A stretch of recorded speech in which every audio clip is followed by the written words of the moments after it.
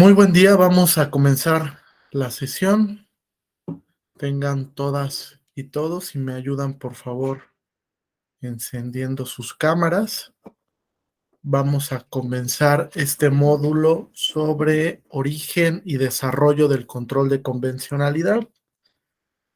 Creo que ya no es necesaria la presentación. Vamos a dialogar precisamente sobre la relevancia que tiene el control de convencionalidad en el sistema jurídico mexicano. Les comparto que hay un artículo en el blog de Axis, de la Escuela Judicial Electoral, de su servidor, que se llama El control de convencionalidad texturizado. ¿Vale? Se lo recomiendo, puede ser que les sirva precisamente para dialogar con este tema y para hacer algunos apuntes que puedan ser relevantes, sobre todo tomando en consideración la importancia que hoy en día tiene este control de convencionalidad. Les voy a compartir la presentación del día de hoy y vamos a ir avanzando con el tema.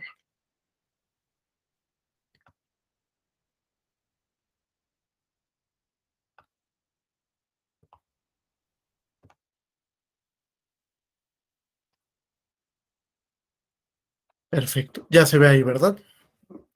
Muy bien. Entonces, como les decía, el control de convencionalidad, digamos que ha tenido una efervescencia muy importante a partir de la reforma constitucional de 10 de junio del 2011. Ese momento, ese cambio constitucional, representó un valor muy importante para la interpretación judicial. Y ello conllevó que los órganos jurisdiccionales, además de realizar un control constitucional en un sentido estricto, también comenzaran a acercarse a los tratados internacionales. Y desde luego, como un primer punto de partida, a la jurisprudencia interamericana, donde el Estado mexicano había sido parte. ¿Por qué fue esto? Porque en el expediente Varios 912 del 2010, la Suprema Corte estableció que todos los criterios interamericanos donde México hubiera sido parte eran vinculantes para los órganos judiciales, solo donde México había sido parte. Fue el primer acercamiento. Por eso es que los jueces, en un diálogo un tanto tibio, comenzaron a acercarse a la jurisprudencia interamericana para aplicarla a casos en concreto en sede nacional. Hasta ese momento, hasta el expediente Varios 912, no existía una metodología para aplicar jurisprudencia interamericana en casos en concreto que se lleven a cabo en México. Posteriormente, de lo que hablaremos más adelante, en la contradicción de tesis 293 del 2011, la Corte ya estableció cuál es esta metodología, qué puntos tiene la metodología, por qué es relevante y cambió la vinculación al precedente interamericano, porque ahora estableció que no solo los casos donde México hubiese sido parte eran vinculantes, sino todos los casos, toda la jurisprudencia interamericana. Y entonces también viene una revolución para acercarse al precedente. Incluso podríamos hablar de una convergencia interpretativa. Además de los criterios nacionales, hoy en día las autoridades tienen la obligación de acercarse a toda la jurisprudencia interamericana. Y todas las autoridades, porque así lo dijo la propia Corte en el caso Hellman contra Uruguay. Vamos a ver entonces cuál ha sido este desarrollo de el control de convencionalidad, de la noción del control de convencionalidad, de las implicaciones que tiene y sobre todo de los retos que se pueden avecinar a este control de convencionalidad. Bien, fíjense, la noción control de convencionalidad evidentemente que tiene su exégesis, su nacimiento, en la jurisprudencia de la Corte Interamericana.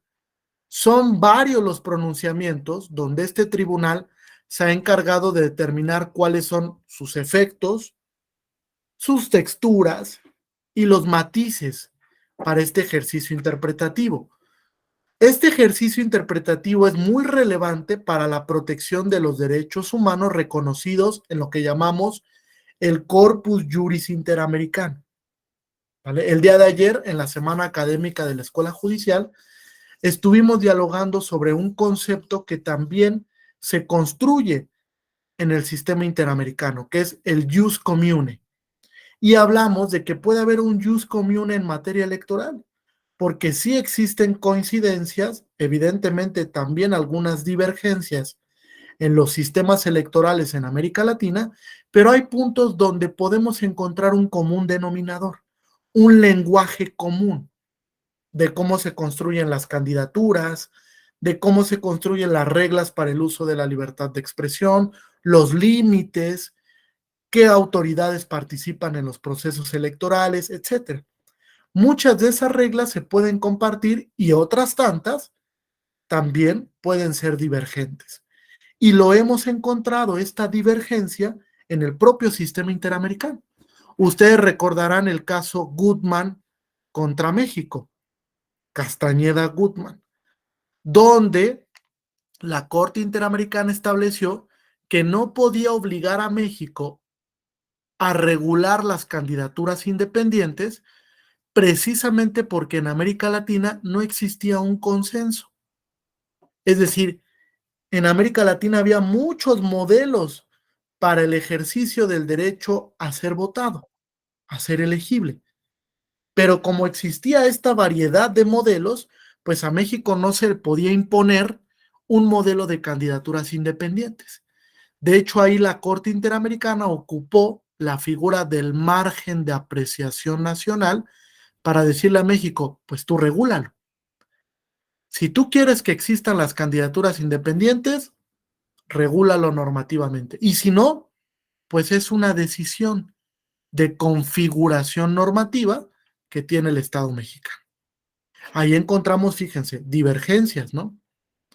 Hay estados que solo tienen sistemas de partidos, hay estados que tienen sistemas de partidos y candidaturas independientes, hay estados que han creado, por ejemplo, la candidatura indígena, la candidatura de grupos originarios, como en Nicaragua, como por ejemplo también lo vemos en el estado venezolano, en Bolivia, que tiene un estado pluricultural, donde también se han animado a regular esta figura, y hay otros modelos. Por ejemplo, en México hemos creado la candidatura migrante, ¿no? Que es muy importante, para obligar a los partidos políticos a que propongan a una persona que sea migrante para que se incluya en los congresos. Tanto en algunos congresos a nivel local, Ciudad de México, Zacatecas, como en el Congreso Federal, que hoy en día también tenemos una diputación migrante. Así tenemos múltiples modelos que han abonado a una construcción democrática. Incluso el día de ayer hablábamos sobre si existe o no el derecho a la democracia, fíjense, qué relevante es esto. Y encontramos su fundamento en un tratado internacional, llegando a la conclusión de que efectivamente se puede reconocer el derecho a la democracia a través de la Carta Democrática que tenemos, donde México es parte y se ha establecido cuáles son los alcances de la democracia formal, de la democracia sustantiva y las vertientes sobre las que se mueve la democracia, lo deliberativo, lo representativo y evidentemente lo participativo. ¿Vamos bien hasta aquí? Ok. Ahora, este concepto de jus commune, pues ha tenido algunas complicaciones para regularse. ¿Por qué? Ustedes recordarán la OCE, la opinión consultiva 28 de la Corte Interamericana sobre el tema de la reelección, donde se le preguntó a la Corte Interamericana si la reelección era o no un derecho humano. La Corte Interamericana llega a dos principales conclusiones. Lo sé porque en la escuela judicial presentamos una amicus curiae, precisamente para decir que la reelección no era un derecho humano. Y en esa tesitura, la Corte Interamericana determina que la reelección es una posibilidad, no es un derecho, y que está en los estados regular o no esa posibilidad, llegando a la conclusión de como en América Latina no existe tampoco un consenso sobre si debe de existir o no la reelección, y que es un hecho notorio que hemos tenido regímenes autoritarios en México, en Chile, en Colombia, en Venezuela, pues tampoco se puede obligar a los estados parte a regular la figura de la reelección. Fíjense, allá hay otra divergencia entre los sistemas. Como no hay consensos, entonces estados, ustedes decidan si regulan o no la posibilidad de reelección y bajo qué modalidad. En México podríamos, incluso bajo un origen histórico y con una justificación de un principio constitucional, pues determinar que la reelección no sería aplicable para el tema de la presidencia. Está a debate. ¿Por qué? Porque a pesar de que exista una cláusula constitucional que no lo permite, esa cláusula no es intocable, se puede modificar. Recuerden que la Constitución mexicana no tiene cláusulas pétreas, por lo menos no de manera expresa, y en cualquier momento se podría modificar para establecer que la reelección también se pueda dar en el contexto del Ejecutivo Federal. Ahora, hay que ver si esa posibilidad no altera el propio contenido constitucional. ¿Recuerdan ustedes bajo qué base o bajo una de las bases en las que se construye la Constitución de 1917? Pues fue precisamente con la revolución, que tenía como principal componente eliminar los regímenes autoritarios de temporalidad muy extensa, por así decirlo, diplomáticamente hablando, y donde evidentemente pues los presidenciables estaban 20 o 30 años en el poder. Entonces, uno de los principios más esenciales es la no reelección. Ahora, se ha desdibujado, ¿están de acuerdo? Porque ahora tenemos reelección en varios puestos de elección popular, tanto a nivel municipal como en los congresos, tanto en los congresos locales como en el Congreso Federal. Y recientemente tuvimos un caso importante en la Suprema Corte, que es el caso de Baja California, lo recordarán, donde quien era gobernador decide extenderse de manera unilateral el plazo por el que se le había elegido democráticamente, y la Corte determinó que era un fraude a la Constitución, que una constitución local no podía modificar así el plazo, porque incluso afectaría el derecho a votar de las personas que habían elegido por una temporalidad a Jaime Bonilla. Y entonces determinó la inconstitucionalidad de la modificación que se le hizo a la Constitución de Baja California. ¿Correcto hasta aquí? ¿Alguna duda o pregunta? No, bien, avanzamos entonces. Fíjense entonces, primero, el origen del control.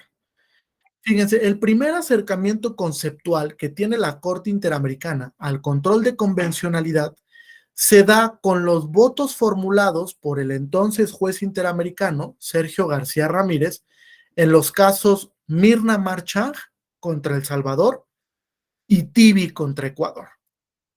En estos dos casos, el juez Sergio García Ramírez emitió votos particulares, donde en esencia precisó que era obligación de los estados, principalmente de los poderes judiciales, de realizar una especie de control de convencionalidad. Esta especie de control de convencionalidad tiene, digamos, como principal objetivo verificar que las disposiciones normativas de derecho doméstico cumplan con los compromisos que generan las normas convencionales. A este compromiso que se genera con la norma convencional, que obliga al Estado a modificar su norma interna para hacerla conforme con un tratado, le llamamos efecto útil. Efecto útil, es decir, realmente bajo el principio de buena fe estás cumpliendo con la norma convencional. Este efecto útil que se tiene frente a la norma convencional se ve reflejado si tú modificas tu norma interna. Si no invocas normas de derecho doméstico para dejar de cumplir con tratados internacionales, ¿correcto? Todo esto bajo el principio de buena fe. Es decir, Estado, si tú te das cuenta que una norma interna no respeta el contenido de un tratado, modifícala. Esa es la principal esencia del control de convencionalidad, que no existan normas de derecho doméstico que contradigan el contenido de un tratado y que si existen, bajo el criterio de efecto útil, el Estado modifique la norma y no la invoque, so pretexto de dejar de lado el contenido de esa norma convencional. Bien, hasta aquí. Ahora, ese mismo origen, digamos que tiene una efervescencia, principalmente en el caso Almonacid Arellano contra Chile. Este caso es muy importante porque fue la primera ocasión donde ya la Corte Interamericana, no en un voto particular, ya el Pleno de la Corte Interamericana, en una resolución de fondo, determinó lo que era el control de convencionalidad y vinculó en ese momento a los poderes judiciales, estableciendo la primer noción de control de convencionalidad como un ejercicio en el que se verifica que las normas jurídicas internas respeten el contenido de la Convención Americana. En el caso Almonacid Arellano se estableció que esa tarea del control de convencionalidad es principalmente para el Poder Judicial. No solamente el Poder Judicial tiene que tomar en cuenta el contenido del tratado, por ejemplo, Convención Americana, o por ejemplo, el protocolo adicional a la Convención en materia de derechos económicos, sociales y culturales, lo que conocemos como el Pacto San Salvador. O no solamente el protocolo adicional para garantizar los derechos de las personas con discapacidad o de los adultos mayores, o la Convención Belén do Pará. No solamente hay que tomar en cuenta el contenido del tratado. Dice la Corte, si quieres hacer un auténtico control de convencionalidad, tienes que ir a la interpretación que yo realizo, es decir, a la jurisprudencia interamericana. Recuerden que la Corte Interamericana crea jurisprudencia por precedente. Un solo caso es vinculante para las autoridades nacionales. Y lo sostiene la Corte Interamericana indicando que este tribunal es el último intérprete de la convención, el último, el que establece en los casos contenciosos, en las opiniones consultivas e incluso, fíjense, en el dictado de medidas cautelares, porque ustedes saben que la Corte también puede emitir medidas cautelares para que un acto, digamos, no quede consumado de manera irreparable o para que la violación no se dé por el transcurso del tiempo, para cesar la violación. Y la Corte, a solicitud de la Comisión, tiene la posibilidad de emitir una medida cautelar. Y esa medida cautelar va a subsistir lo que dure el procedimiento, hasta que la Corte resuelva en definitivo el asunto. Algo así como la suspensión en el amparo. ¿Vale?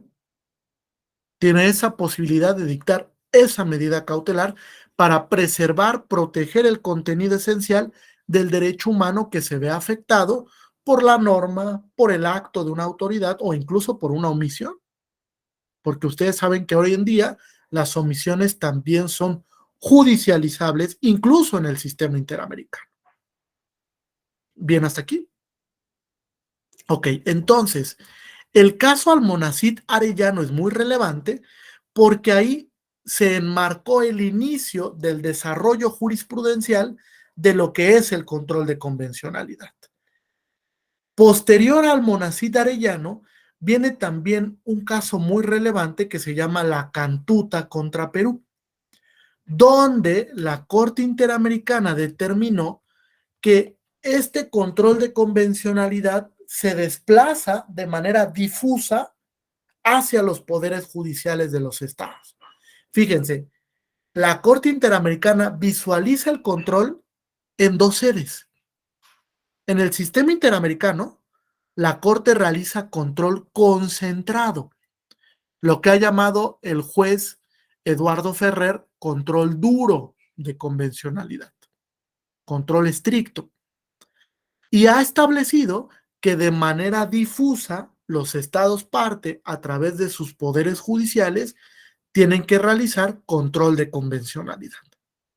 Este concepto de lo difuso del control se estableció en el caso La Cantuta contra Perú. Por eso es que es relevante este precedente para dimensionar cuál es la posición vinculatoria del control de convencionalidad. ¿Cómo es que vincula el control a los estados? ¿Por qué los estados, a través de los poderes judiciales, tienen que realizar control de convencionalidad? ¿De dónde nace esta obligación? Bueno, pues la Cantuta contra Perú lo explica perfectamente en el párrafo 173. ¿Bien hasta aquí?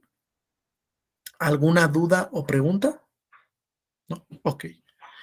Posteriormente, digamos que viene una etapa en la que empezó el desarrollo del control. Vino una etapa de origen con unos precedentes donde se intentó explicar qué era el control de convencionalidad, y posteriormente la Corte dice, bueno, ahora tengo que encontrar un punto de inflexión. Tengo que ahora decirle a los estados cuál es el alcance del control, cómo es que lo tienen que realizar, cuál es la obligación internacional frente al control de convencionalidad. Y para este desarrollo, digamos que tenemos un principal caso, que es trabajadores cesados del Congreso contra Perú. Este caso es muy importante porque la Corte Interamericana explicó dos cosas respecto al control. La primera, que el control, fíjate, Gabriela, es oficioso. No importa que las partes no te lo soliciten. Tú, Estado, a través de tus autoridades, principalmente del Poder Judicial, tienes que realizar un control de convencionalidad de oficio.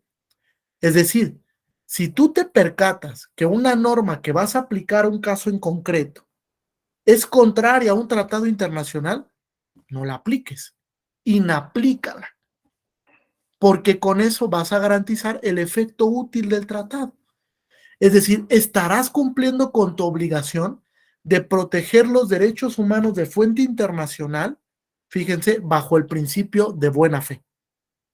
Tú adviertes que una norma no es conforme con el contenido del bloque de convencionalidad, entonces no la apliques. Control difuso. Inaplica la norma para el caso en concreto, de manera oficiosa. Oye, pero nadie me lo solicitó, no importa. Tú tienes la obligación ex oficio, como lo dijo la Suprema Corte en el Varios 912 del 2010, de no aplicar esa norma y de revisar su regularidad convencional.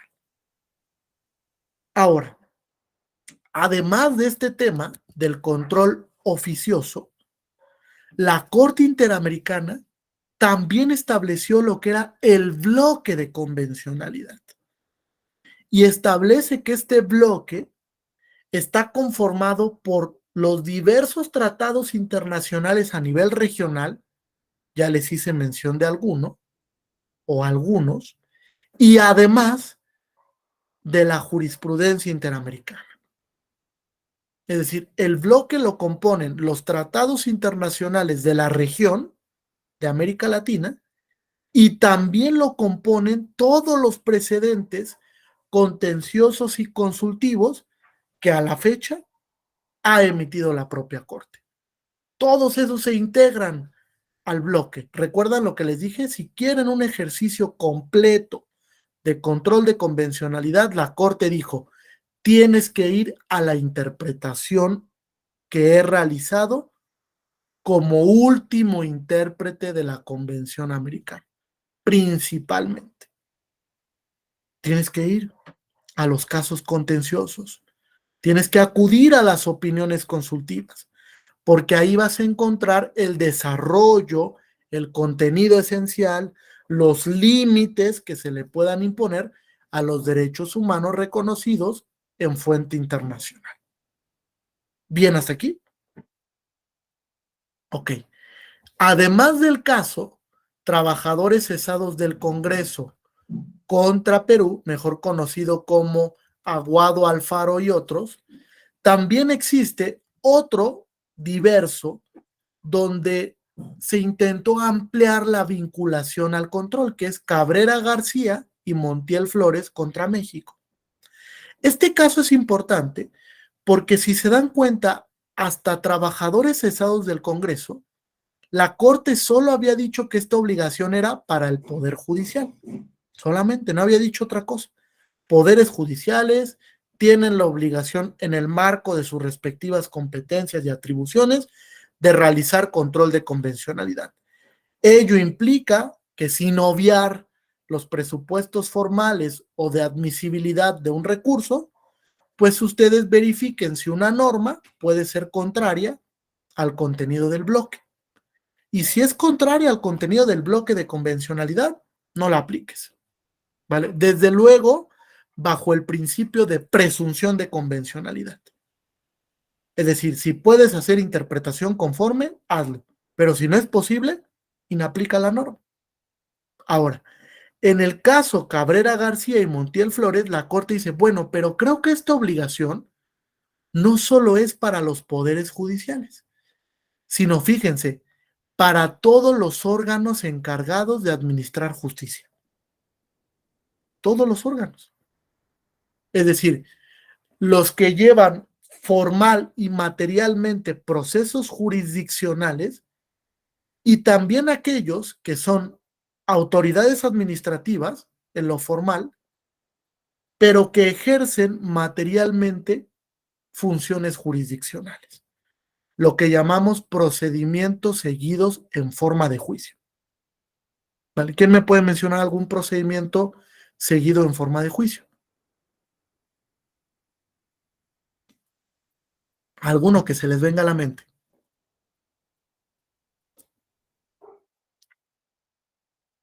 En materia electoral tenemos uno, el procedimiento sancionador.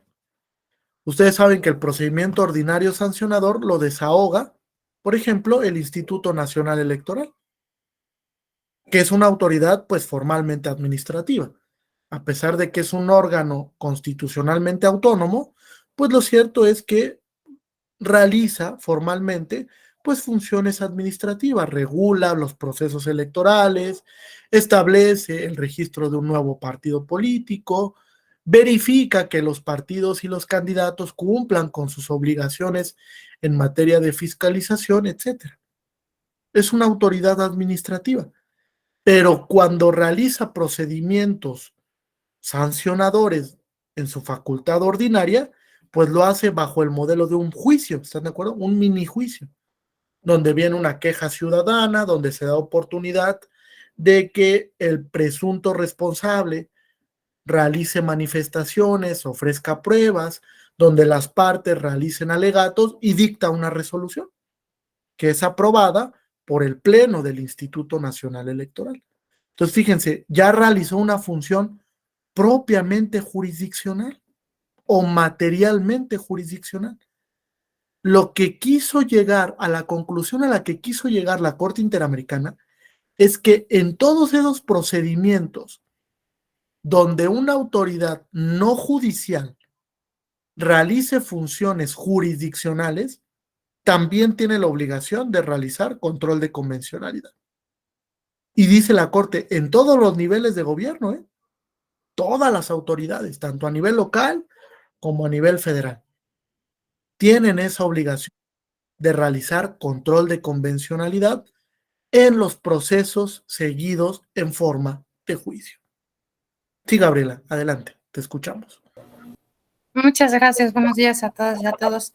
Aquí me surge una duda. Entonces, es explícitamente cuando la autoridad administrativa está en funciones o ejerciendo una facultad jurisdiccional, como en el caso del PES, porque se me viene a la mente cuando le solicitaron al INE la credencial de lector no binaria y la niega. Entonces, como en ese momento propiamente no estaba ejerciendo esa facultad, entonces esta negativa podría haber estado justificada, porque yo me voy al otro extremo pensando que en el uso de sus atribuciones, el INE y con toda esta cuestión de los derechos humanos, etcétera, hubiera justificado el emitir una credencial no binaria. Entonces, Fíjate, hasta ese momento sí, hasta este caso, Cabrera García Montiel Flores, porque después vino lo que yo he llamado la revitalización del control, donde en el caso Hellman, la Corte Interamericana dijo, pues no solamente las autoridades judiciales, y no solamente aquellas que administran justicia, todas las autoridades tienen que realizar control de convencionalidad, todas, administrativas, legislativas, judiciales, órganos autónomos, todas. Pero eso lo vino a decir hasta Hellman contra Uruguay, es decir, en el 2016. Hasta Montiel, la Corte en su reflexión ha dicho, esta obligación solo es para las autoridades judiciales o las que realizan funciones materialmente jurisdiccionales, a pesar de que formalmente sean administrativas.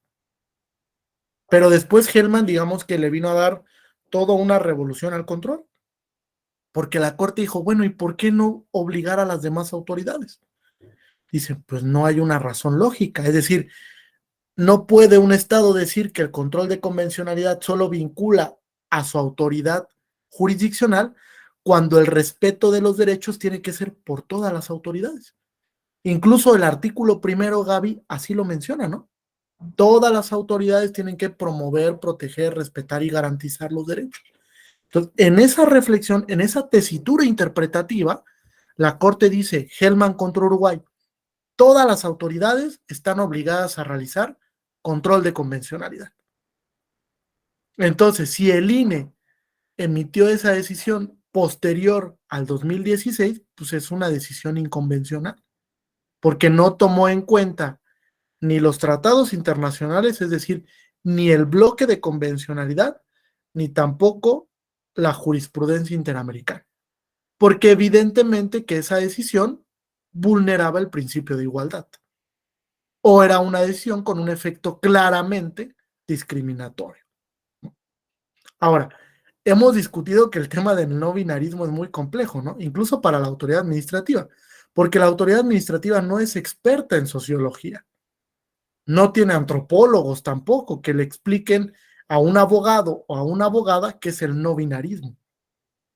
Entonces, por eso decimos que estos retos para la justicia electoral se van a presentar en este proceso electoral y para 2024, porque evidentemente van a venir otras implicaciones relevantes para el principio de igualdad, ¿no? Vamos a intentar dar respuestas pues, bajo la lógica más racional, como lo que intentó hacer la sala superior, ¿no?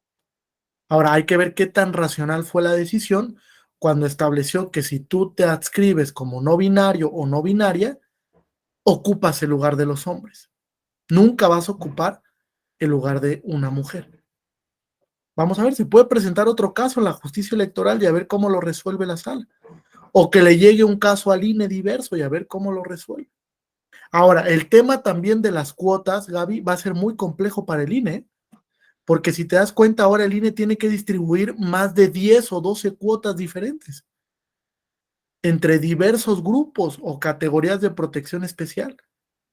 Migrantes, jóvenes, adultos mayores, minorías, personas con discapacidad, ahora personas no binarias, personas de la diversidad sexual, o sea, es muy complejo ahora la tarea que tiene el INE.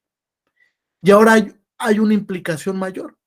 Estamos frente a una inminente reforma electoral, que pues se tiene que dar ya, porque ustedes saben que 90 días antes de que inicie un proceso electoral, pues ya no se puede modificar ninguna norma. Y ustedes saben que una reforma electoral, pues es de diálogo, ¿no? Es de discusión, no se trata, nada más modifica la Constitución o modifica nada más una ley secundaria, ¿no? Hay que dialogar entre todos los integrantes de los congresos para que haya consensos en este tipo de reformas que son importantes. Y sobre todo cuando, por ejemplo, está sobre la mesa modificar al INE, eliminar a los soples, eliminar los tribunales electorales a nivel local, donde está sobre la mesa que los consejeros del INE se voten por elección popular, donde está sobre la mesa que las magistraturas del Tribunal Electoral se sometan a votación popular. No son temas sencillos, son temas de mucho debate. Entonces, si vamos a llegar a una reforma electoral, tiene que ser en los próximos meses, si no de otra manera, no habrá posibilidad ya, porque estaremos en proceso electoral ya, tanto 2022, 2023 como 2023, 2024. Y ya no habrá la posibilidad para que el Congreso Federal realice esta reforma. ¿Correcto hasta aquí? ¿Alguna duda o pregunta? ¿No? ¿Sí, Gaby? Sí, no, de hecho me acordaba de este asunto porque fue hasta este año, me parece que fue en Guanajuato, ¿no? Donde este chico, bueno, esta persona solicita la credencial, el INE le dice que no, pero porque no existe el acta. Y entonces él se ampara, la resolución es favorable, le conceden, y entonces el registro civil tiene que emitir un acta de nacimiento no binaria y consecuentemente ya el INE ya le pone en sexo NB. Digo, ahí estamos hablando de que por vía del amparo el juzgador hizo un análisis Sí, convencional, claro, ¿no? de acuerdo. Pero fíjate, allá hay un tema muy, muy difícil y un tema un tanto formalista de la autoridad. ¿Será un requisito que tú tengas un documento que te acredite como no binario para que te realicen ese trámite? Yo creo que es una cuestión muy formal, pero Exactamente. también la autoridad dice, bueno, ¿y qué es el no binarismo, no? O sea, ¿cómo lo entiendo? O sea, necesito que en un acta diga que eres persona no binaria para expedirte tu credencial. Me parece que no es la solución. Más bien el INE debió de tratar de explicar qué era el no binarismo y por qué le otorgaba la credencial de elector a esa persona bajo esa denominación o bajo esa construcción social, porque al final el no binarismo también es una construcción social, también, ineludiblemente, donde yo digo, bueno, la sociedad no me va a imponer si soy hombre o soy mujer. Yo voy a determinar si soy hombre o soy mujer. Ahora, cuando eres una persona no binaria se vuelve muy complejo, porque pues puedes actuar como hombre o puedes actuar como mujer. O sea, es un tema antropológico bastante sensible. Y que hoy en día, fíjense, que hoy en día los tribunales estén discutiendo sobre este tema, pues yo creo que si a Barraza, si a Vallarta les dijeras que 100 o 150 años después íbamos a discutir estos temas, pues les da un infarto, ¿no? Porque no eran temas que se discutieran en esos momentos. Es decir, ni siquiera éramos sensibles frente a esos temas. Fíjate, Gaby, hace 100 años o 120, 130 años, estábamos discutiendo si la mujer tenía que votar o no. Hoy en día estamos discutiendo sobre cómo reconocerle, bajo el principio de igualdad, a una persona que se autoadscriba como no binaria. Fíjate cuánto hemos evolucionado, ¿no? O, o, o qué tan constante ha sido el cambio para ahora discutir estos temas en el siglo XXI. Difícil, ¿no? Para la autoridad. Sí, ¿no será que existe como que prevalece este desconocimiento de las autoridades administrativas de precisamente su responsabilidad convencional? Sí, definitivamente. Porque no están acostumbradas, Sí. ¿no? Ayer lo decíamos en la semana académica, es un tema de educar, es un tema de profesionalización. O sea, las autoridades deben de profesionalizarse. Cada día tienen que estar más preparadas. Fíjense, vamos a cumplir, o cumplimos más bien, 11 años de la reforma constitucional en materia de derechos humanos, hace un par de meses. Si evaluamos cuál ha sido la importancia del control de convencionalidad para el sistema jurídico mexicano, podríamos decir que ha quedado diluida. En realidad, todavía no entendemos la relevancia de ir a un precedente interamericano para aplicarlo en sede nacional. Y fíjense, puede ser que interpretativamente muchas de las respuestas que buscamos ya las haya dado la Corte Interamericana. Solamente hay que acercarse a su precedente. Pero hoy en día sí lo voy a decir, las autoridades no dialogan con precedentes interamericanos.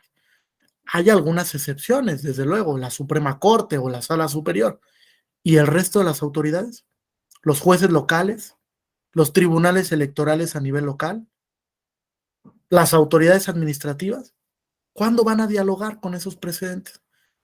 Que pues son vinculantes, ¿eh? Quiere decir que tienen un grado de obligatoriedad para la autoridad administrativa.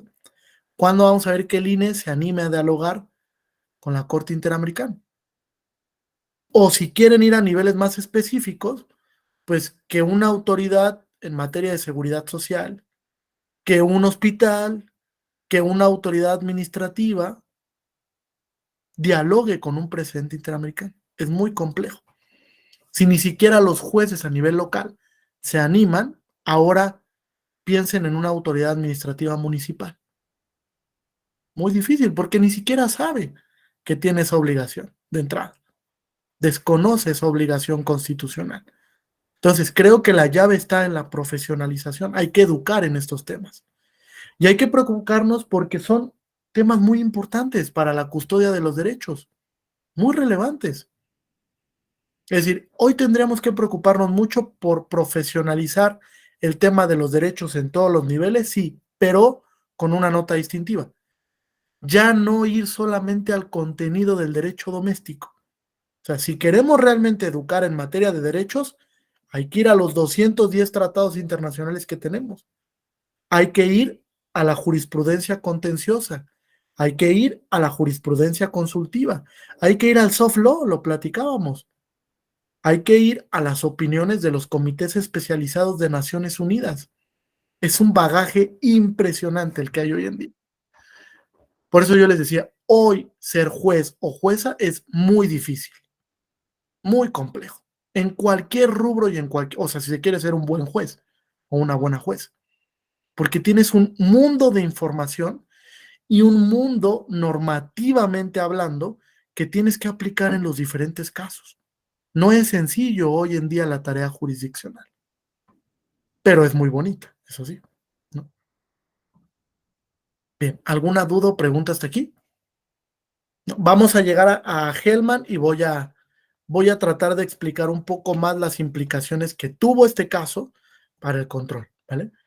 Nos quedamos entonces en Cabrera García contra México, donde se establece que el control es ex oficio y que no solo vincula a los jueces, sino a todos los órganos encargados de administrar justicia de todos los niveles de gobierno.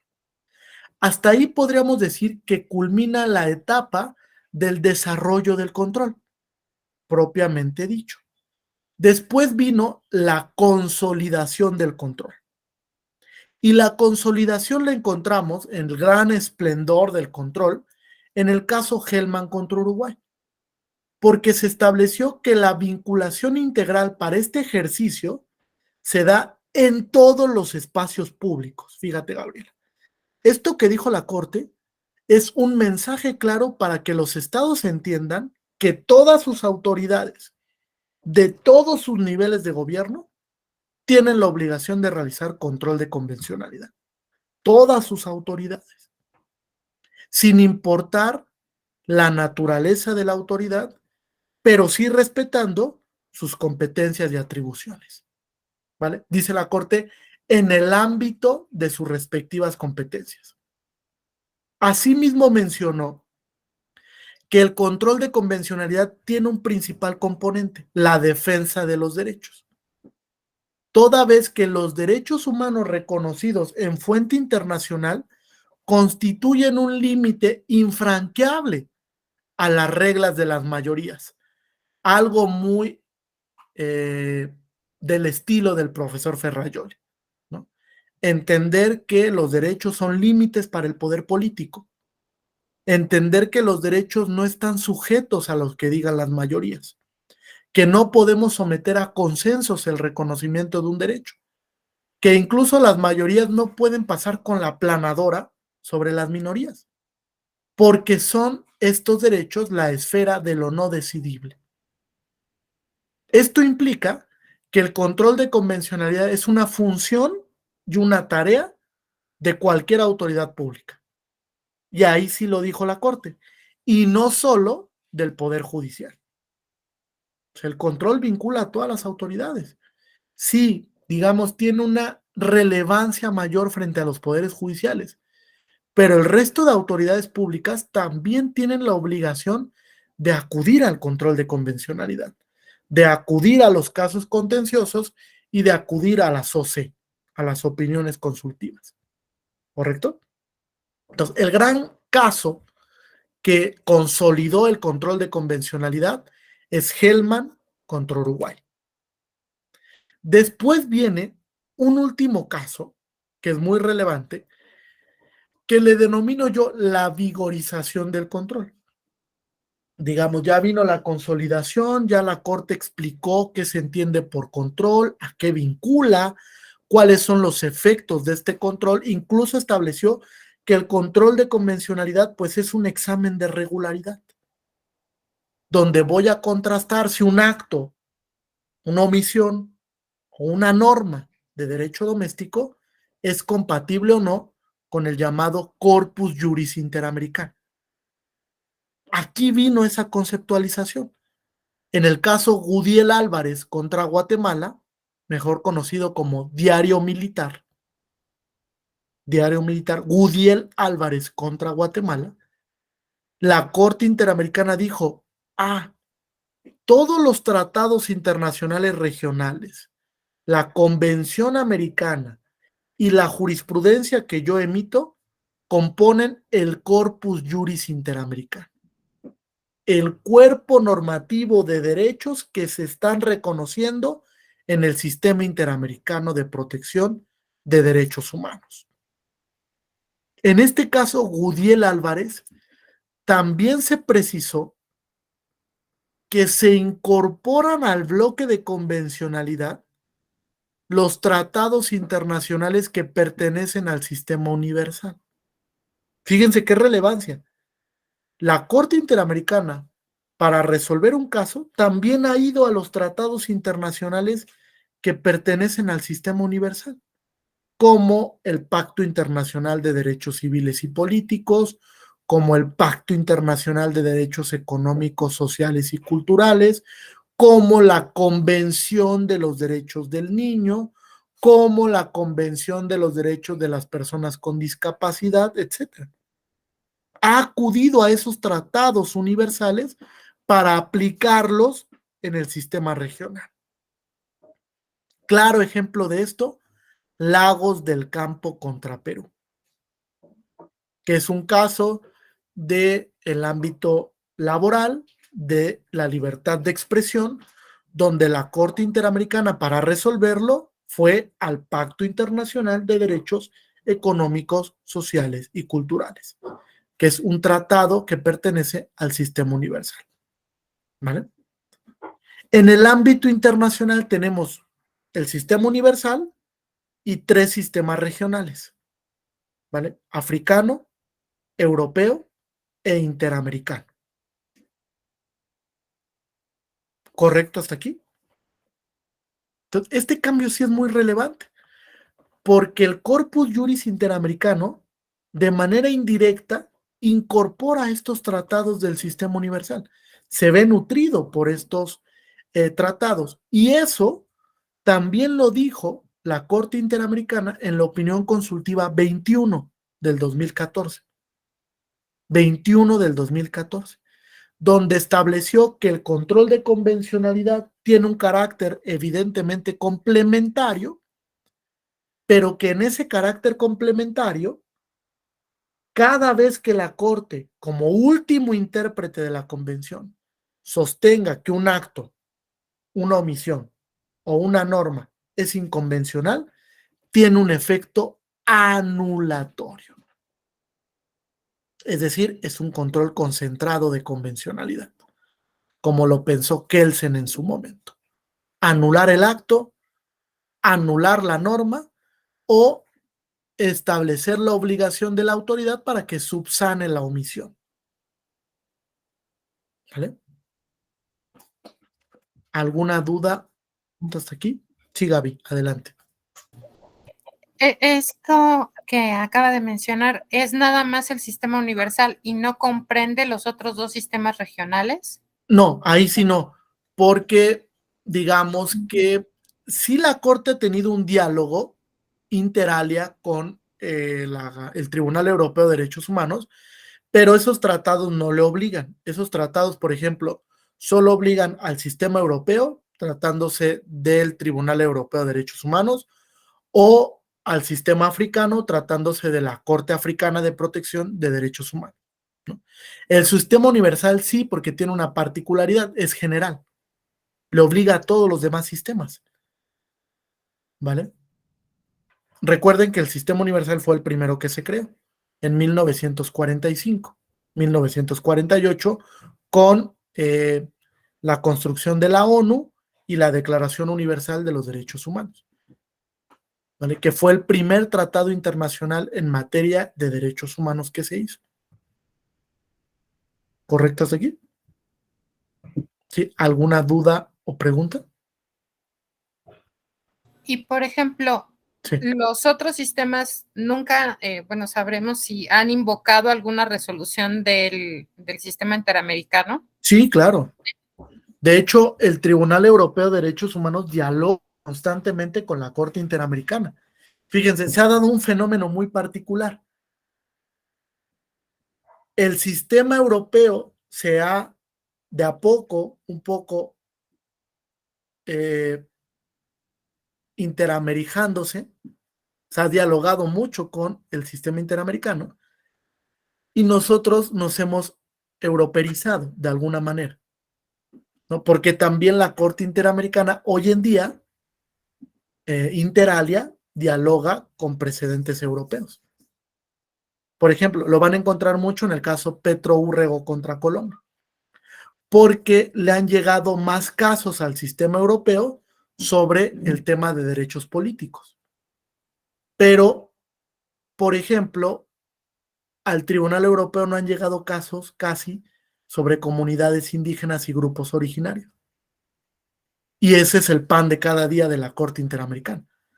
Entonces, sí ha habido un diálogo constante entre tribunales que le llamamos diálogo supranacional,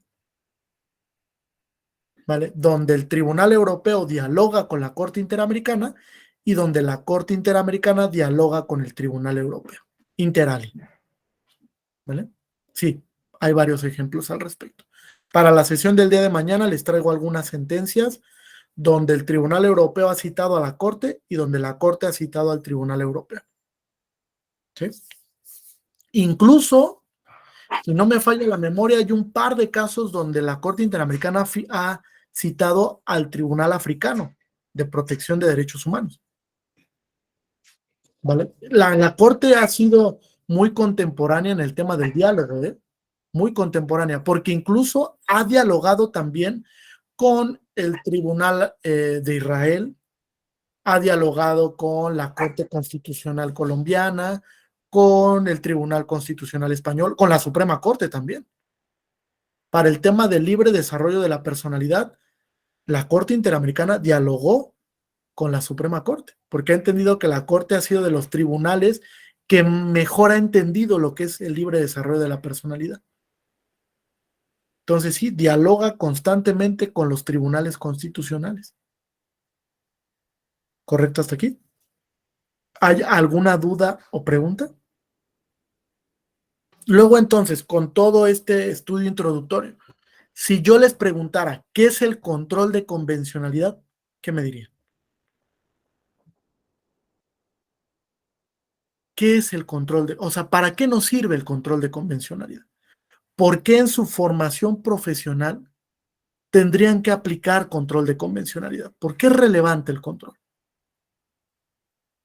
los escucho. A ver, Juana, José, Surizaday, de los que veo aquí. ¿Por qué es relevante el control?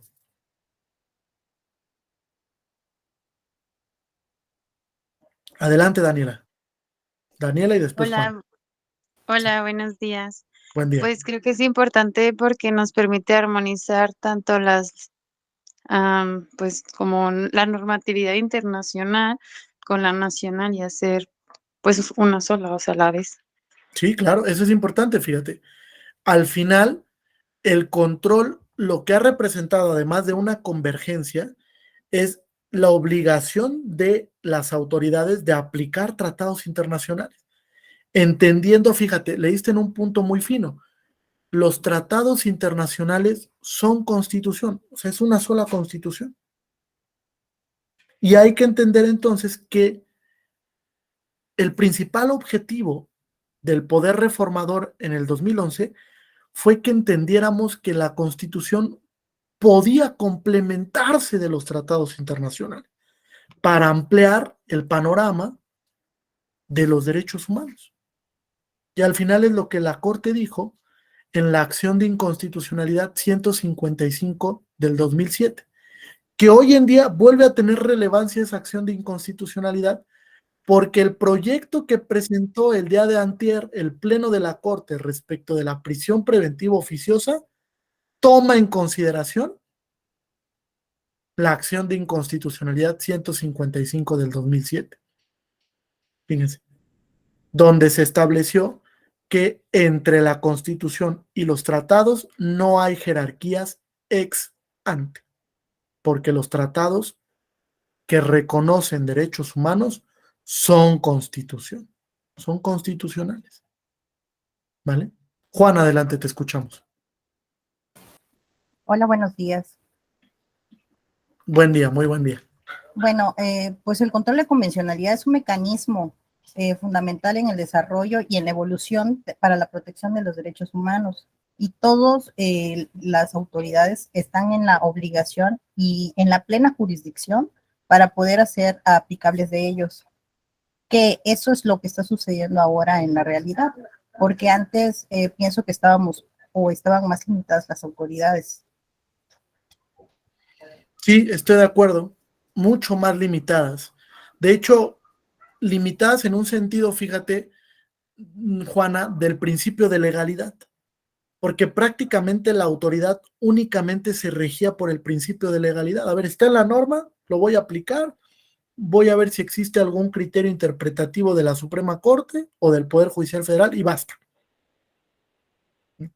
Hoy en día la autoridad tiene que superar el principio de legalidad para establecer que aunque exista una norma que vincule su facultad o su competencia, puede ser que esa norma no respete un tratado. ¿Y qué tiene que ser la autoridad? Pues dejar de aplicar esa norma. Ese cambio de paradigma es muy complejo para la autoridad administrativa, pero también implica una labor de ser consciente de la obligación que representa aplicar un tratado internacional. Fíjense, como anécdota, antes de la reforma del 2011, el Estado mexicano suscribía cuanto tratado internacional había, porque lo entendía como un acto meramente de protocolo, Juan, así, de quedar bien frente a la comunidad internacional. Oye, México, suscribe este, sí, pásenmelo, lo suscribo. Después del 2011, el Estado mexicano dijo, oye, creo que sí tiene relevancia suscribir tratados internacionales. ¿Y qué creen? Después del 2011, México no ha suscrito ningún tratado internacional. Porque entendió cuál era la implicación del tratado, del efecto útil del tratado, fíjate, establecer la obligación que tiene ese tratado para las autoridades nacionales. No se trata nada más de suscribir tratados porque sí. Hay que entender la implicación que tiene ese tratado. Principal implicación que es cambia tu normativa para que respete el tratado.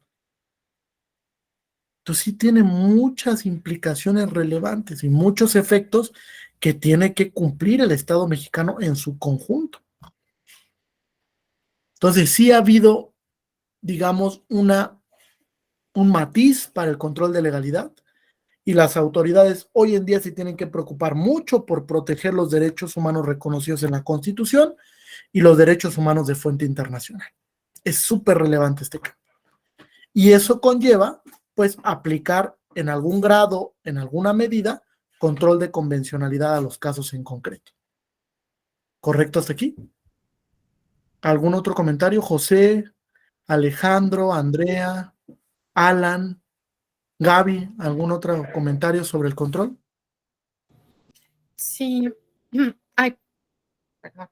Sí, adelante, sí, Gaby. Por ejemplo, los tratados, los convenios celebrados con la Organización Internacional del Trabajo, ¿en qué nivel están? ¿Como soft law? No, los No, convenios son obligatorios. son obligatorios. Todos, los de la OIT, todos son obligatorios, Ok. porque son tratados internacionales. El sistema universal. Así es correcto, del sistema universal. Ok. Sí, son obligatorios. Ok. Por ahí tenemos unos muy interesantes, ¿eh? Es que me surgió la duda porque creo que recientemente por ahí hay alguno que otro que sí suscribió México, ¿no? Sí, Ajá. sí, Okay. sí, por ahí hay alguno, sobre todo Ujú. relacionado con el Con tema trabajo.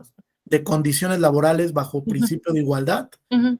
y por ahí un tema muy importante sobre el tema de la maternidad en el trabajo, ¿no? Donde también México lo suscribió, y fue un precedente que ocupó recientemente la segunda sala para establecer que fíjense, hay un auténtico control de convencionalidad muy importante ahí.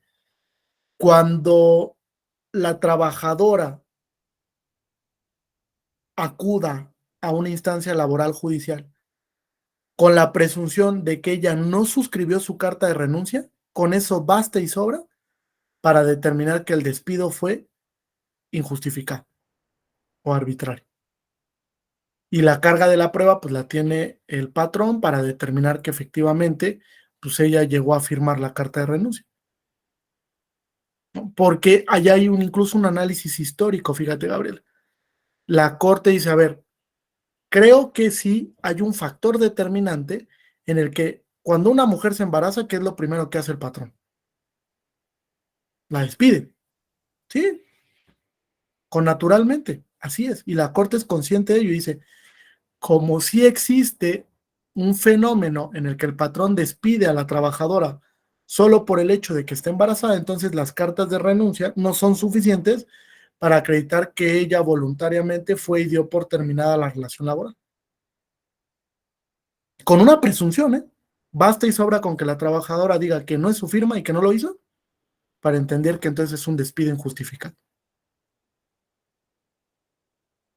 ¿Sí? Y se realizó un control de convencionalidad. ¿Vale? ¿Algún otro comentario hasta aquí? Pregunta. Profesor, Sí, José Alfonso, adelante. ¿cuál en cuanto a la pregunta de la compañera Gabriela, las normas ISO entran, eso sí entran en el soft law, ¿no?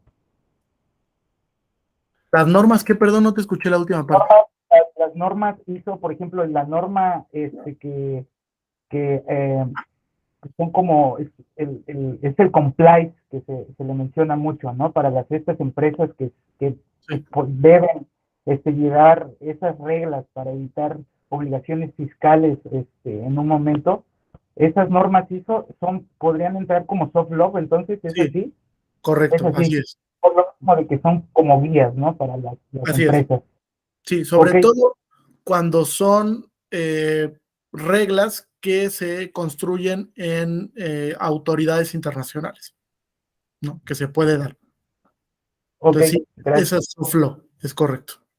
Y bueno, y ya nada más en cuanto a la primera pregunta de lo de qué es el control de convencionalidad, pues igual estoy de acuerdo a lo que igual comentaron las compañeras en cuanto a que pues es un mecanismo de protección en donde se trata de abarcar la protección más amplia conforme al principio pro persona, y bueno, y como bien usted lo mencionó, ¿no? Es esa profesionalización, especialización que todos los juzgadores o quien aplique en su momento el modelo del control difuso, pues en materia pues, constitucional y más en específico de derechos humanos, ¿no?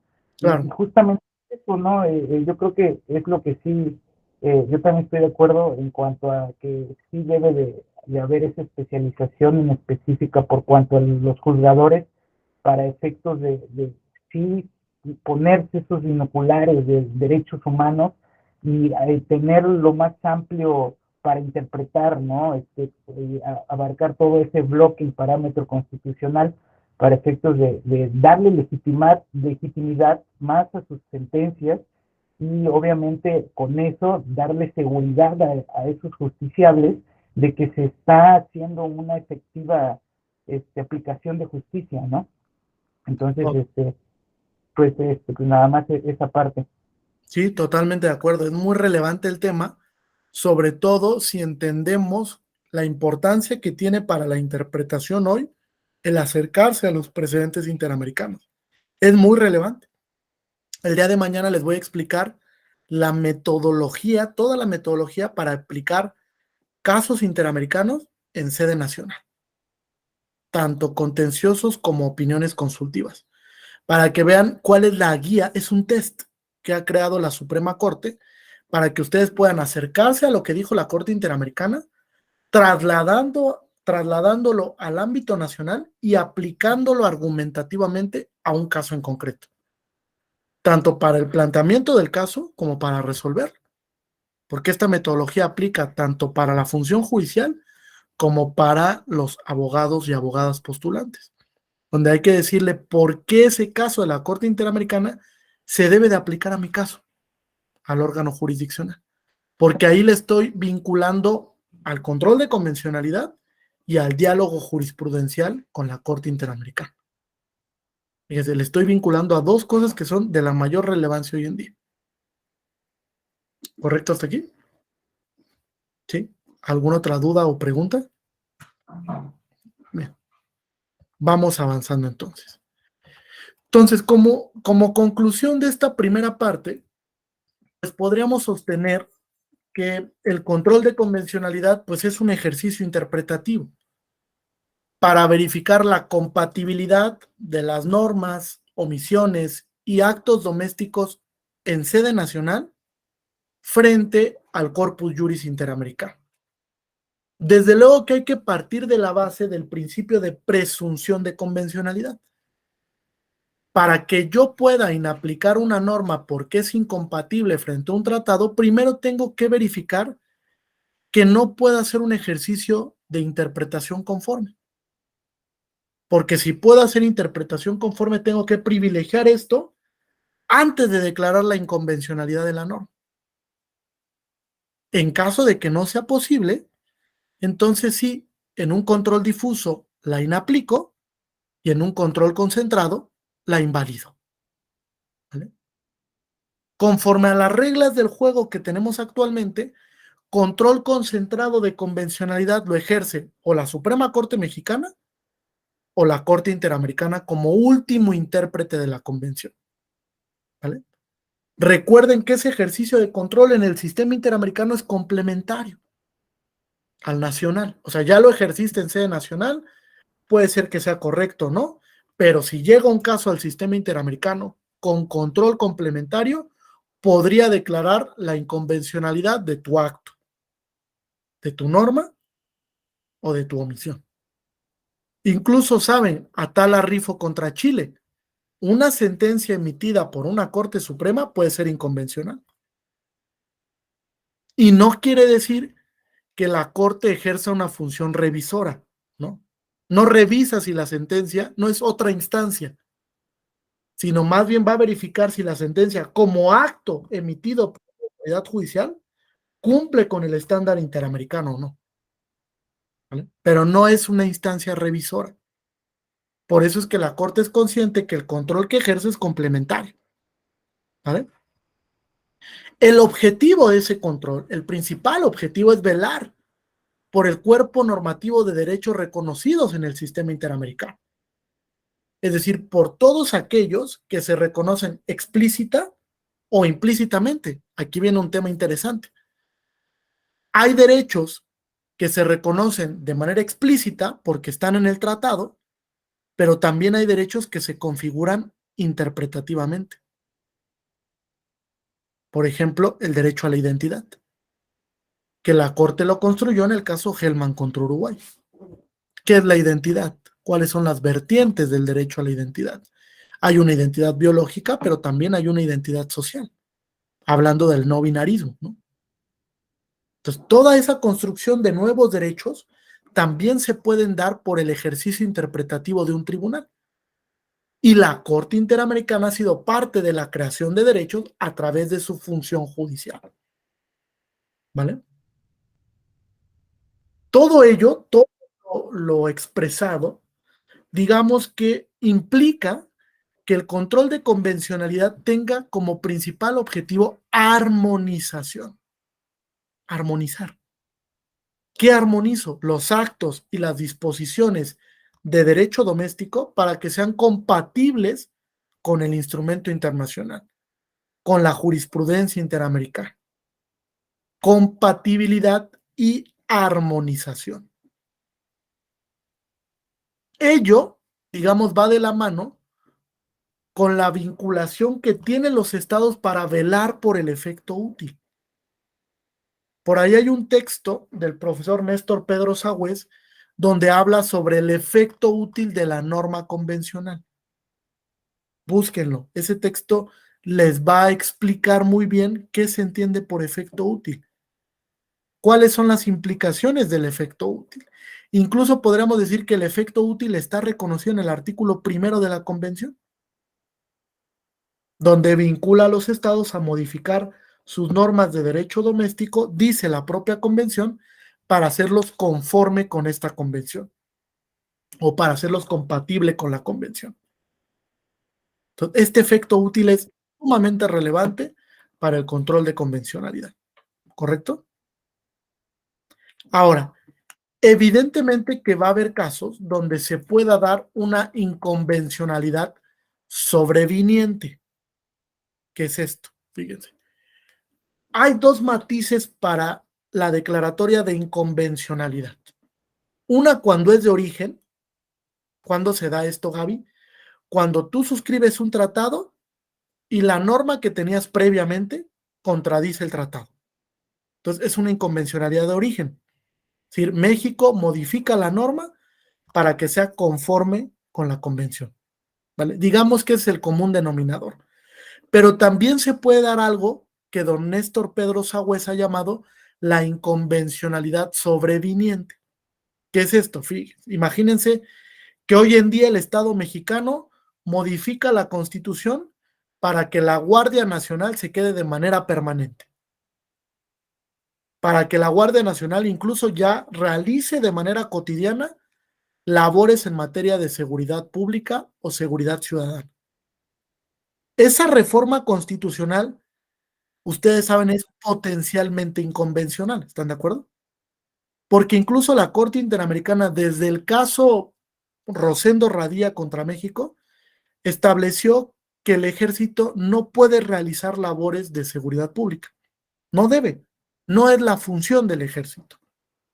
Ahora, si se modifica la Constitución con estos fines, ¿están de acuerdo en que esa inconvencionalidad es sobreviniente? Es decir, no es de origen, sino que la incompatibilidad de la Constitución mexicana frente a la Convención o frente al Corpus Juris Interamericano devino por una reforma constitucional. Es decir, la Constitución era compatible, pero el Estado mexicano modificó la norma y entonces ahora con la modificación la norma se vuelve incompatible con la Convención. Es una inconvencionalidad sobreviniente. Y este debate lo pongo porque está en la mesa, ¿no? Se está discutiendo precisamente sobre si la Guardia Nacional se va a quedar o no en las labores de seguridad pública. Y hoy en día la Corte tiene un tema ahí pendiente de una acción de inconstitucionalidad, donde va a tener que determinar si el ejército, la marina, las fuerzas armadas en general pueden o no realizar de manera permanente labores de seguridad pública. Ahora, fíjense, hoy en día tenemos una corte pues un tanto endeble, ¿no? Porque cuando son casos complejos, pues la corte patea el bote. Por eso yo le decía, bueno, la corte a veces es un tribunal muy protector de derechos y a veces la corte también queda a deber porque patea el bote para los casos importantes. Sobre todo esos casos que están en la agenda del Poder Ejecutivo. Entonces no podemos tener una corte intermitente, ¿eh? Donde de repente sí le entre al tema interpretativo y donde de repente diga, uy, como que no, o como que me siento incómodo si le entro a este tema. Es una corte ambivalente. Y eso afecta al Estado de Derecho, ¿eh? Porque pues es el principal protector de la Constitución, no el único, pero sí por lo menos el último intérprete de la Constitución. ¿Y es relevante lo que dice la Corte? Pues claro, por supuesto que sí lo es. No solamente para el tema judicial, es relevante para la sociedad en general, porque resuelve muchos de los casos que hoy en día aquejan a la sociedad mexicana, como este de la seguridad pública. ¿Correcto hasta aquí? ¿Alguna duda, pregunta? Sí, adelante, Gaby. El artículo que nos mencionaba del doctor Pedro Sagüez es inconstitucionalidad. ¿Cómo era? Pero es que tengo varios abiertos, perdón. Déjense los pasos. Estoy viendo cuál de todos es. Pero les voy a pasar el link. Internacionales, ok. Ay, muchas gracias. No, sí, claro, a la orden.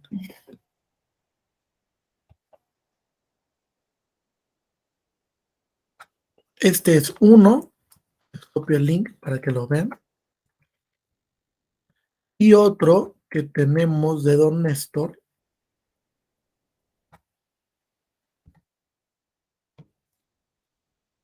El próximo mes da una conferencia en la escuela, ¿no? Sí, exacto, lo vamos a tener. La estamos organizando desde la unidad académica y los esperamos con mucho gusto. No, es un referente, don Néstor, para el tema del control de convencionalidad. Y está otro más, ¿vale?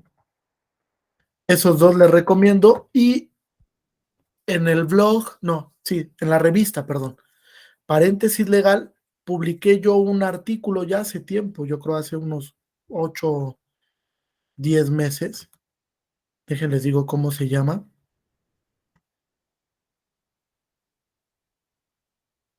Se llama La convencionalización del Estado Constitucional de Derecho.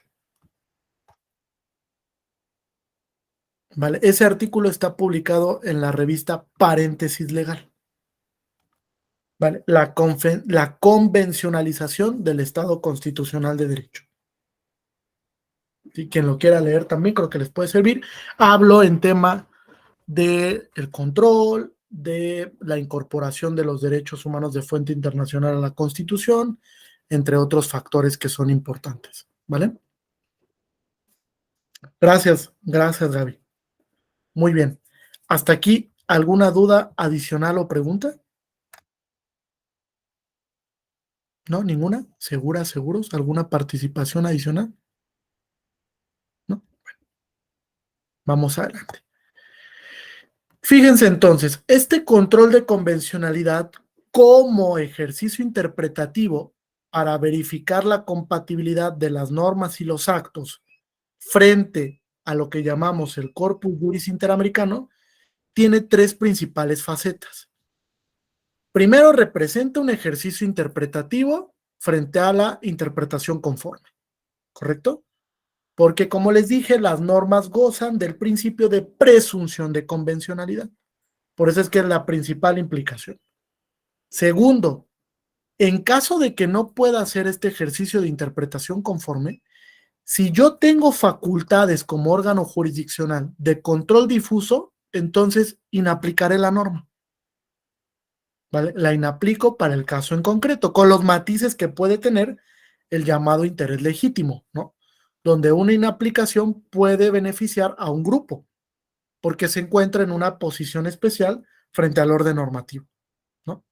Y tercero, que es la repercusión más fuerte, incluso ahí Eduardo Ferrer dice, es un control muy fuerte, es un control que repercute de manera muy importante en la norma, que es la invalidez. En caso de que la norma no sea compatible con el Corpus Juris Interamericano, la Suprema Corte o la Corte Interamericana pueden declarar la invalidez. ¿Cómo lo hace la Corte? Fíjense, la Corte tiene un modelo muy específico para declarar invalidez y lo empezó a construir en el caso Olmedo Bustos contra Chile. En Olmedo Bustos, la norma que se estaba sujetando a control era la Constitución chilena. Fíjense qué importancia tiene esto. Y la Corte Interamericana diplomáticamente lo que hace cuando advierte que una norma es inconvencional, le dice al Estado, modifícala. ¿Vale? Esa modificación se tiene que hacer conforme al estándar que la Corte construyó en su sentencia, o bien simplemente a través de un acto derogatorio. Elimina la norma. ¿Vale? En Olmedo Bustos le dijo, Chile, la censura previa es inconvencional, entonces elimina de tu constitución la censura previa. Porque evidentemente que respeta el proceso de modificación en sede doméstica. O sea, sabe la Corte Interamericana que para modificar una constitución, cada estado tiene un proceso constitucional. México, por ejemplo, tiene un proceso constitucional para modificar la constitución, ustedes lo conocen. Entonces, la Corte lo único que dice es, a ver, esta figura en tu constitución es incompatible, modifícala, ¿vale? Por no respetar el estándar interamericano. Entonces, tenemos estos tres escenarios interpretativos. O vamos a la interpretación conforme, o en control difuso inaplicamos, o en control concentrado, que es un control duro, severo, invalidamos. ¿Bien hasta aquí? Ok.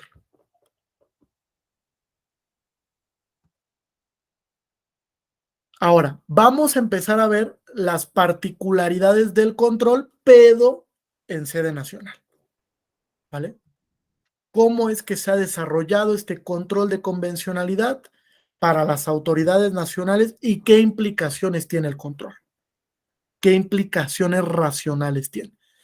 Ahora, yo lo he denominado descontrol de convencionalidad, porque lo cierto es que son muchas particularidades.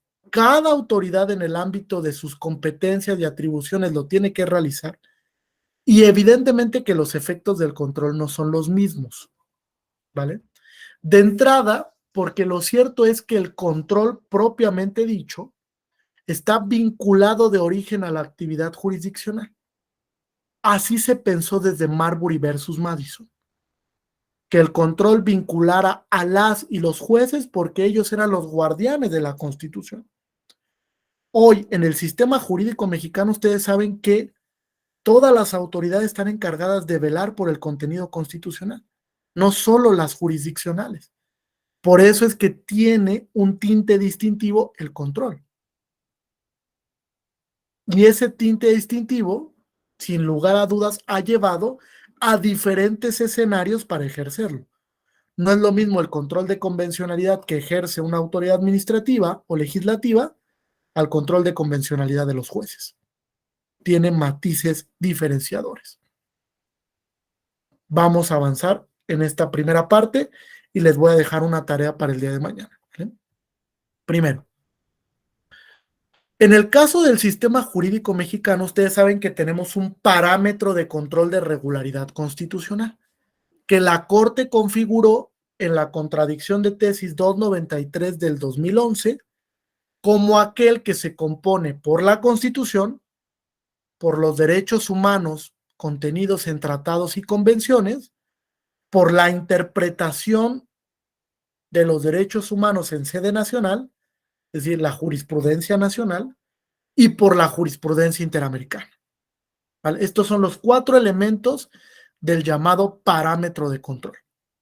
¿Vale? 4 elementos que vinculan al quehacer y a la protección de los derechos y que de ese parámetro, que en realidad la noción correcta es bloque, como yo les decía, la autoridad tiene que escoger qué norma de tratado o de jurisprudencia va a elegir para el ejercicio de compatibilidad constitucional o convencional. ¿Vale? Tiene que seleccionar, es un ejercicio incluso discrecional, hasta cierto punto, dejando de lado el tema de las restricciones constitucionales. Ahora no lo vamos a tocar, porque si no se va a problematizar más el tema, ¿vale? Solamente decir que el bloque que la Corte llama parámetro es Constitución, normas de derechos humanos de fuente internacional, jurisprudencia nacional y jurisprudencia interamericana. 4 normas que integran el llamado bloque de constitucionalidad en sede nacional. ¿Bien hasta aquí? Ese bloque o bloque interpretado, como dice José Luis Caballero Ochoa, pues se convierte en parámetro cuando ya seleccioné la norma. Le dije, voy a ejercer el control respecto de este artículo de la convención y esta jurisprudencia. Ese es mi parámetro. De todo el bloque, elegí mi norma parámetro. ¿Se entiende hasta aquí? Ok.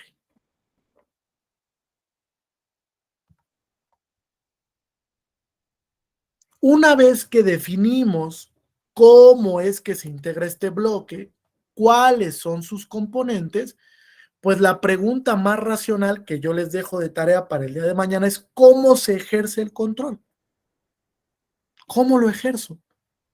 ¿Cómo puedo aplicar una jurisprudencia interamericana a un caso en concreto? ¿Qué metodología tengo que utilizar? ¿Estoy frente a un control formal o estoy frente a un control sustantivo? No es lo mismo. Porque el control formal verifica, por ejemplo, que la norma se haya emitido por autoridad competente o que se haya respetado el llamado debido proceso legislativo. Mientras que el control sustantivo es un control de fondo, donde voy a verificar que la norma respete el contenido de un derecho. Si se trata de una restricción, pues que la restricción no sea desproporcional. Si se trata de una norma que diferencia, que no vulnere el principio de igualdad. Si se trata de una norma regresiva, pues que no vulnere el principio de progresividad de los derechos. Fíjense, en la naturaleza de la norma puedo yo visualizar la metodología que voy a ocupar. Una vez que analicé de qué norma se trata, puedo decir la metodología correcta para el caso en concreto es 1, 2 o 3. Así es como la puedo visualizar. Pero evidentemente que el control tiene diferentes matices de aplicación. ¿Vale? ¿Dudas o preguntas hasta aquí? ¿No? ¿Ninguna? ¿Segura, seguros? Ok. Sí, Sí, bueno, nada más, sí, es vale. de que se visualiza la metodología a partir de la observación de la norma, vamos a abundar más. Sí, claro, voy a explicar mañana toda la metodología. ¿Vale? Toda la metodología. Primero la metodología para aplicar jurisprudencia interamericana y después voy a explicar un poco de algunas metodologías para el ejercicio de control de convencionalidad. ¿Vale? Perfecto. Entonces, para mañana, quiero que me ayuden a leer la contradicción de tesis, se la voy a mandar. Supongo que muchos de ustedes ya la han leído. La contradicción de tesis 293 del 2011. Y quiero que vean, porque saben que hoy en día esta contradicción de tesis está sujeta a debate en el sistema interamericano. Entonces, quiero que vean el último debate público de la Corte Interamericana sobre el caso que está resolviendo actualmente relacionado con el arraigo, la prisión preventiva y las restricciones constitucionales. ¿Vale? Les voy a compartir el link donde pueden encontrar esta sesión pública de la Corte Interamericana, la última que ha desarrollado, donde se está discutiendo pues un caso relacionado con el Estado mexicano.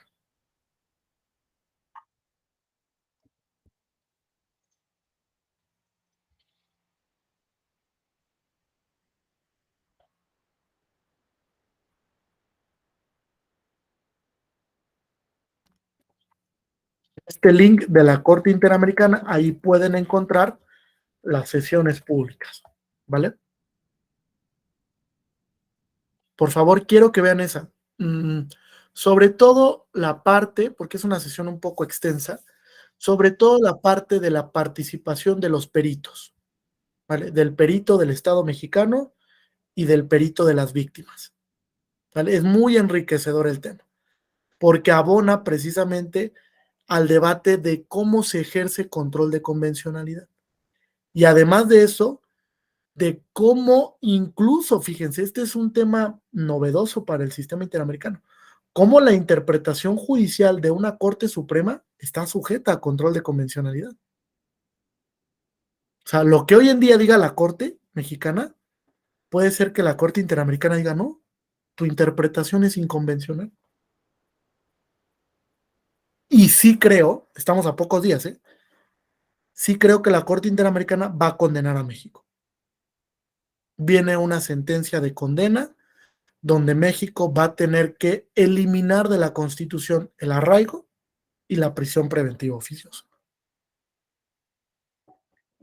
Sí lo creo, ¿vale? De hecho, está programada para próxima sesión el tema de la acción de inconstitucionalidad sobre la prisión preventiva en el Pleno de la Corte.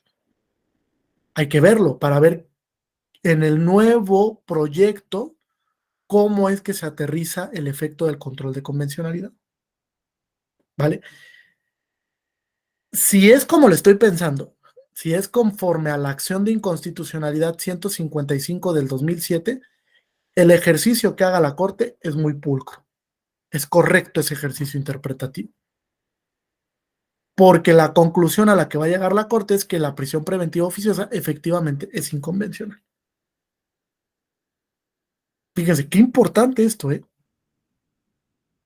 A través de un control de convencionalidad concentrado que está haciendo la Corte, se va a declarar la inconvencionalidad de una figura que incluso está en la Constitución, en el segundo párrafo del artículo 19. Súper relevante esto. Hay que seguir a la Corte en estos días. Este es un tema muy importante para el control. Y es un tema que evidentemente va a repercutir en la operatividad jurisdiccional. Porque con esta sentencia puede que sea el fin de las restricciones constitucionales. Y va a cambiar el tema de la operatividad. Ojalá. ¿No? Lo pongo sobre la mesa porque es un diálogo que está construyendo actualmente la Suprema Corte frente al control. Bien, ¿alguna duda o pregunta hasta aquí? ¿Algún comentario? Sí, Gaby, adelante, te escuchamos. Esta es del bloque pasado. Es que ayer estábamos comentando con el doctor Lozano la cuestión del cumplimiento de las resoluciones de la Corte Interamericana en el sistema mexicano. Entonces, yo me acordé que habíamos platicado en esta clase del Comité en Relaciones Exteriores cuando se recibe alguna recomendación o resolución y que, corríjame si estoy mal, este comité estaba representado por los poderes de la Unión, ¿sí? O sea, y Relaciones Exteriores era la instancia como que encargada de hacer llegar las recomendaciones a buen destino. ¿Sí, vamos por ahí? Claro, así es. Ah, bueno, nada más que preguntó el doctor y dijo, ¿y dónde está eso? Y yo no supe decirle dónde estaba escrito. Bueno, lo podemos revisar, lo voy a revisar, te prometo, y te doy una respuesta el día de mañana, pero sí, es correcto. Sí, no, yo también estuve buscando porque dije, no, pues el fundamento, pues, lo estuve buscando, pero no encontré, explícitamente si, porque él comentaba que hasta donde él sabía no estaba reglamentada la forma de lo que hay que hacer cuando llega una resolución de la Corte. Pero desde que se turna a Relaciones Exteriores, yo pienso que debe estar en algún sitio, ¿no? Sí, yo creo que tiene que haber una disposición administrativa de observancia general, pero el precedente, en realidad, o la manera de recepcionar lo tenemos en una opinión, en una consulta al Pleno, ¿vale? La voy a buscar. Cuando llega la sentencia del caso Radilla Pacheco contra México, digamos que fue una revolución en el Pleno de la Corte, ¿no? Porque todo el mundo corría, el ministro en ese entonces, Ortiz Mayagoite, dice, bueno, ¿y qué vamos a hacer? ¿Cómo se va a resolver? ¿Quién lo tiene que cumplir? Etcétera. O sea, no estábamos familiarizados con el tema. Entonces se hizo una consulta al Pleno, ¿vale? Llega la sentencia porque la sentencia, fíjate, tuvo una particularidad. La Corte se la notificó, la Corte Interamericana se la notificó a la Suprema Corte. Y entonces la Suprema Corte recibe la sentencia y dice, bueno, ¿y cómo la cumplimos? Entonces se forma un expediente varios antes del 912. Y en ese expediente varios se hace una consulta al Pleno para que el Pleno decida qué hacer. Incluso debe de haber una sesión pública, hay que buscarla. Y el Pleno de la Corte en consulta dice, a ver, pues como no tenemos un expediente, no hay una regulación expresa para recibir las sentencias, fórmese un expediente varios, que fue el 912 del 2010, pero tiene un antecedente. Y en ese antecedente vamos a encontrar el fundamento de cómo es que México recepcionó la sentencia y ordenó el cumplimiento. ¿Vale? Ese es el primer antecedente que tenemos. Sí, porque la constitución del comité también debe tener Claro, claro, su fundamentación. así es, así es. Habrá que ver si en el reglamento interno de la Secretaría de Relaciones Exteriores podemos también encontrar por ahí el fundamento, ¿no? Muy bien, ¿alguna otra duda o pregunta hasta aquí? ¿No? Bueno, entonces, con esa tarea nos vemos el día de mañana, por favor. Sí lean la contradicción porque ahí viene la metodología. Por si tienen alguna duda ya más en específica de cómo trasladar el precedente interamericano a sede nacional, pues la aclaremos. ¿Vale? Muy bien. Pues muchas gracias a todas y todos. Que tengan un excelente día. Cuídense mucho. Nos vemos mañana.